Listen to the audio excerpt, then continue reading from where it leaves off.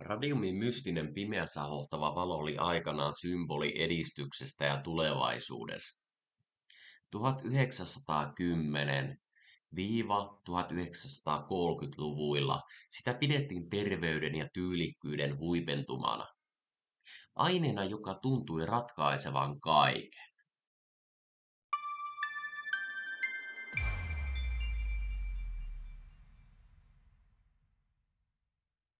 Kaikki alkoi vuonna 1898, kun puolalainen fyysikko, kemisti ja tutkija Mary Curie löysi radiumin.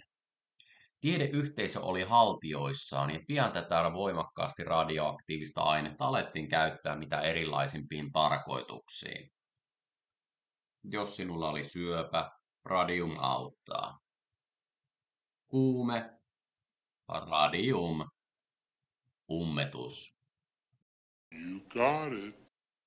Radiumista tuli terveysintoilijoiden pyhä mekka muutamaksi vuosikymmeneksi.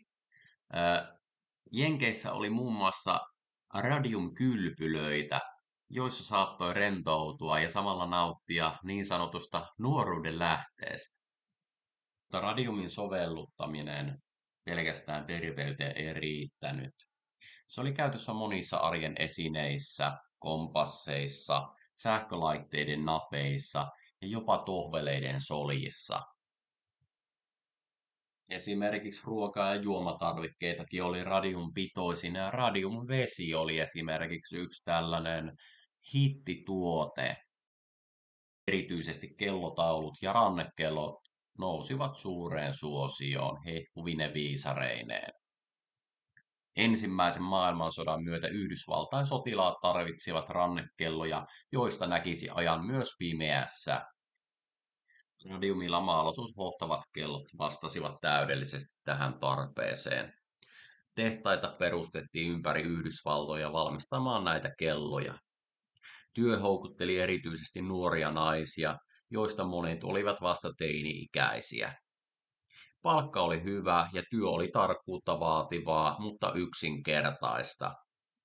Meille vakuutettiin, ettei radiumissa ollut mitään vaarallista, päinvastoin sen sanottiin olevan terveellistä. Näin on työn tekijät tuossa tehtaassa kommentoineet. Maalaustyö oli perusliukuhihna duunia.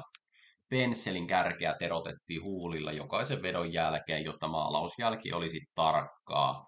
Tämä oli niin sanottu lip, dip and paint-metodi, joka toistui päivästä toiseen. Naiset nauroivat, kun heidän vaatteensa ja hiuksensa hehkuivat pimeässä.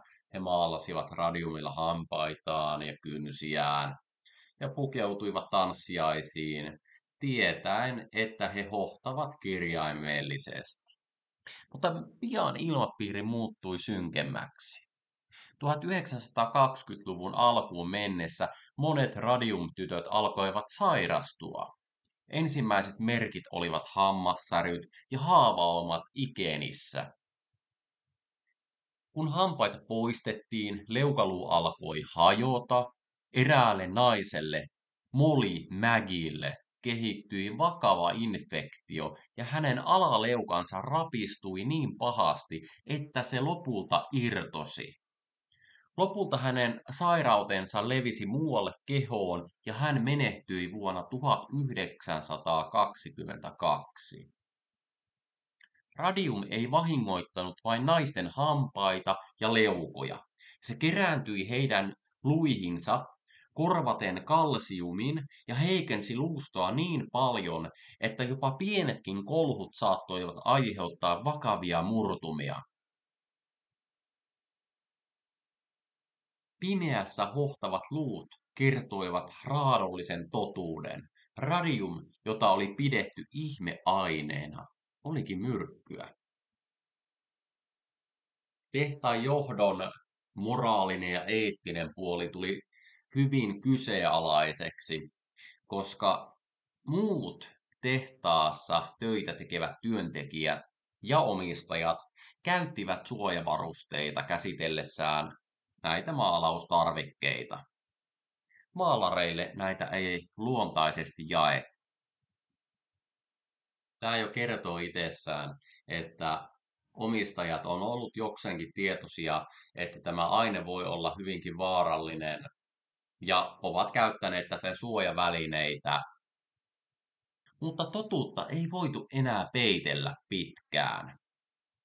Vuonna 1927 5 naista, Grace Fryer, heidän johtajanaan vei asiansa oikeuteen. Tämä taistelu oli kuitenkin vaikea. Naisten terveydentila oli niin heikko, että he eivät voineet edes nostaa käsiään valan vannomiseksi. Puolustuksen asianajajat yrittivät viivyttää prosessia toivoen, että naiset kuolisivat ennen päätöksen voimaan tulemista. Tehtaan omistajat luontaisesti kielsi pitkään radiumin vaarallisuuden. Kun ensimmäiset naiset yrittivät nostaa syytteen, yritykset manipuloivat todisteita, väittivät oireiden johtuvan muista sairauksista ja jopa leimasivat naiset vastuuttomiksi. Puolustus väitti, että oireiden moninaisuuden vuoksi ei olisi mitenkään mahdollista, että kaikki liittyisi vain radiumiin. Kuolemien syyksi tarjottiin kuppaa, luultavasti vastapuolen nöyryyttämiseksi. Lopulta vuonna 1928 tapaus sovittiin oikeuden ulkopuolella, mutta tämä voitto tuli liian myöhään useimmille naisille. Radium-tytteen uhraukset eivät kuitenkaan olleet turhia. Heidän tapauksensa herätti maailmanlaajuisesti huomiota ja johti merkittäviin uudistuksiin työlainsäädännöissä. Virallisesti vasta loppuvuonna 1939 oikeus totesi yhtiöt syypääksi ja määräsi korvaukset viimeisille henkiin jääneille uhreille.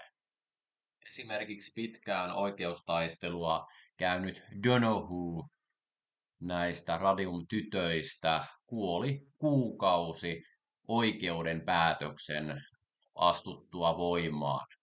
Legendan mukaan säteilymittarit nakuttivat vuosia Orangein hautausmaalla naisten hautojen yllä, kuin kellot, joita he olivat maalanneet.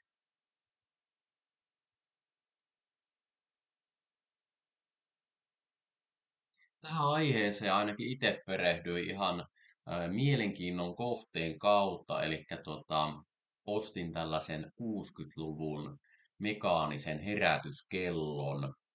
Ja tietenkin oli tarkoitus korjata näin lievästi insinööriominaisuuksia omaavana ihmisenä tuo kyseinen kello. Ja en aikaisemmin ole miettinyt, että esimerkiksi Suomeen, Eurooppaan, Jenkkeihin on ihan 60-luvulle asti saatettu käyttää radiumia esimerkiksi näissä niin kuin, kellotarvikkeissa. Ja tosiaan tuossa kyseisessä kellossa en voi mennä ihan täysin vannomaan, että onko siinä radiumia, mutta siinä olisi pieniä viitteitä siihen, että saattaisi olla. Se tarvitsisi Geiger-mittarin, millä voitaisiin mitata sitten se radioaktiivisuus sen kellon lähellä. Mutta sitä mulla ei valitettavasti ollut, mikä olisi ollut tosi mielenkiintoinen, että olisi saanut tavallaan tietää, että onko siinä vai ei. Mutta esimerkiksi monilta voi löytyä vanhempien luota tai ihan omasta kodista jotakin tällaisia vanhoja kelloja, mitkä sisältää viisareissaan ja kellotaulussaan näitä pimeässä hohtavia radiumpisteitä. Itsessään nuo vanhat kellot ei pitäisi olla millään tavalla vaarallisia terveydelle, koska se radium on siellä lasipuun sisällä.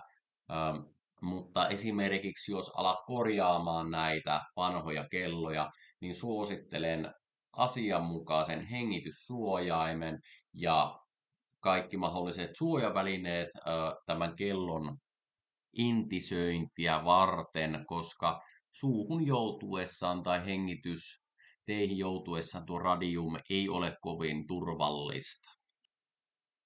Voit laittaa tähän videon kommenttikenttään ihan omia kokemuksia tällaisista kelloista ja kertoa, että löytyykö niitä sinun kotoasi. Ja laitahan kliksistä kliks kanava tilaukseen, se ei maksa mitään, niin tue tätä minun toimintaa täällä tubessa. Kiitoksia ja palataan seuraavan videon parissa.